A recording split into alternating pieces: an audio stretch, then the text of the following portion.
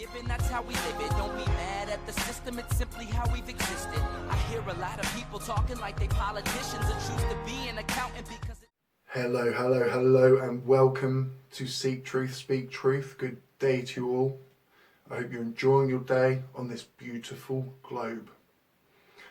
I've had a request actually to do basically a reaction video from my man in Oz, WheresWally. Being an honorary British wolf, cheers Wall. It's confirmed, I'm honorary. I'm going to do a reaction to a video that he's sent across to me.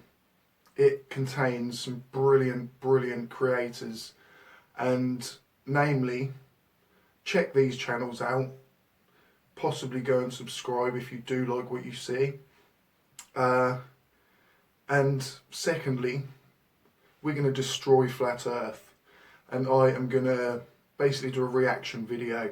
So this is a quick introduction, and then there's a channel called Jörmungander. I noticed actually he's a big commenter of mine, so it's amazing to see people creating content, and I had no idea. So if you obviously are creating content, get in touch, make yourself known. Anyone spreading the truth, I will help you spread it further, or try my best. It's teamwork. Secondly, one of my favourites, Mr. TommyGrønvold, Mr. T. Yes, mate, one of the best debunkers out there. Let's get straight to it. Keep it global.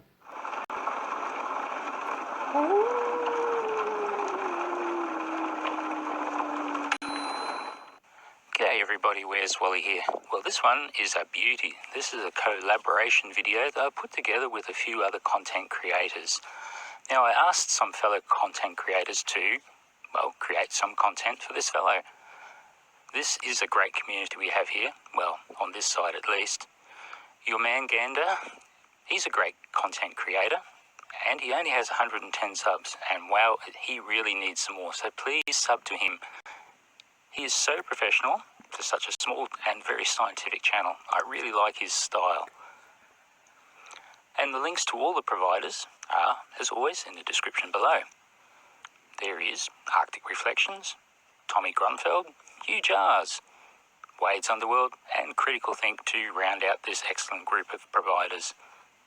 I'm also going to give this video to Seek Truth, Speak Truth, and he's going to watch it live and make a react style video.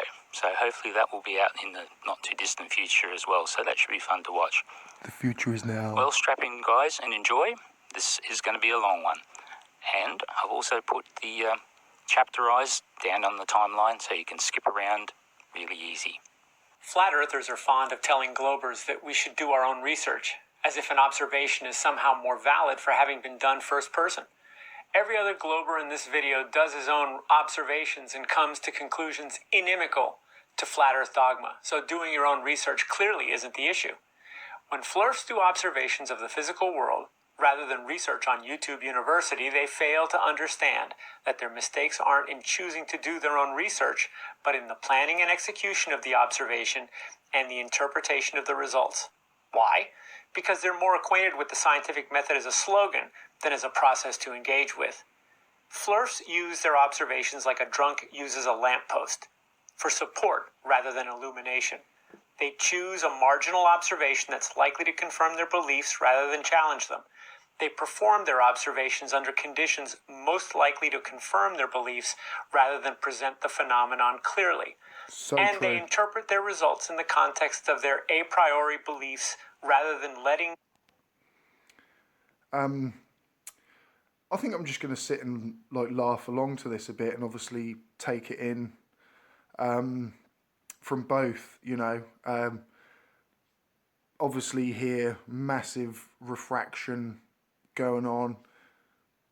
Are you going to cherry pick one image or the other 99 times? Choose the 1 or 99. But yeah, I'm not going to actually cut in too much over these guys. Watch and subscribe, you know. Let's keep spreading the truth. Their observations inform those beliefs. It's just one long, pointless exercise in confirmation bias. There may be an example of a Flurf changing his mind about how the world works, even if still within the context of flat Earth, but I'm not aware of one. And how do their minions respond? With unstinting, unqualified, uncritical praise. Peer review is a key facet of the scientific method, but the only person practicing it is FE Peer Review, and he's a Glober. Check out his channel, by the way. He's not a debunker, but a reviewer, and flat earthers are entirely ungrateful for his service. Where's the constructive criticism within the flat earth community? Where's the exchange of ideas? The one well-known instance of disagreement that I can recall is when Nathan Oakley had a falling out with Bob Nodell over the nature of the 15-degree-per-hour drift his gyroscope measured. And that was only because Nathan realized that calling it an experiment, as Bob did, put the methodological stamp of approval on the result and simultaneously drove a dagger through the heart of flat Earth. Just more confirmation bias. So come on, Flurfs, pull your socks up. There was more robust discussion about the nature of Christ during the First Council of Nicaea 1700 years ago than you have now, and they didn't even have any physical evidence to argue about. Where's your discernment? Where are your critical thinking skills? You can do better than posting a reflexive attaboy every time someone puts up a new video of a fuzzy horizon on a hazy day. Flat earthers said it. Tommy, my man. Sunrise and sunset are caused by perspective. But perspective is just a mathematical formula to explain how big objects appear to be at a certain distance. So when they show this video, they show that the sun goes from far away, over your head, and far away again. That's not how I see it.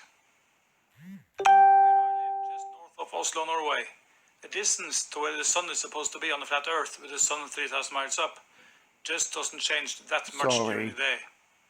From sunrise to midday and sunset, there is really not that much difference. It's like if you go into a basketball court, stand under the hoop, then walk 2.6 meters back or 8.7 feet. That's the same angle as I have to the sun, that you're looking up to the hoop. There's also no explanation for how a sun higher up than the clouds can light them up from underneath like this.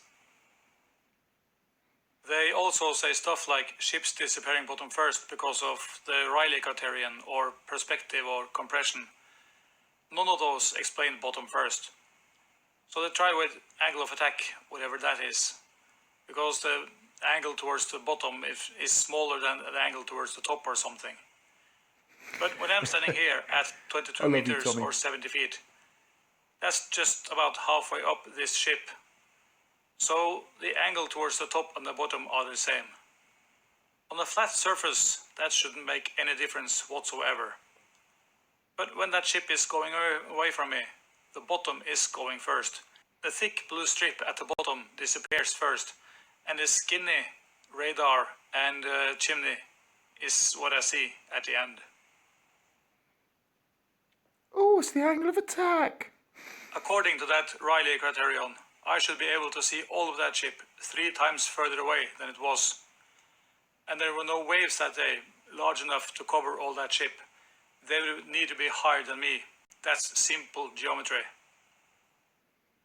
However, if we just add a little curve to this, say about 1 degree per 69 miles or 111 kilometers, that fits just about perfect what I saw.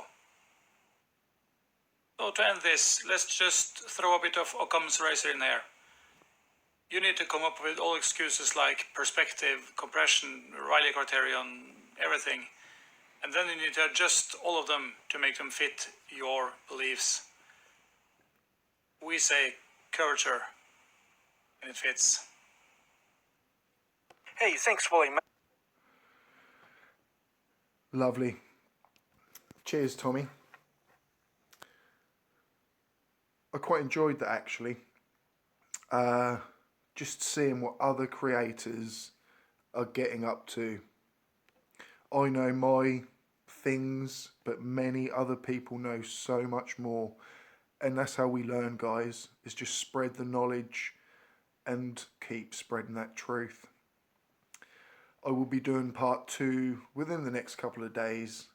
But in the meantime, thanks to WheresWally and the 2 excellent creators. Jörmungander, I'm sorry if I'm pronouncing that wrong. Please kind of let me know if I do. And TommyGrønvold. You're both keeping it global. That's how we live it. Don't be mad at the system, it's simply how we've existed.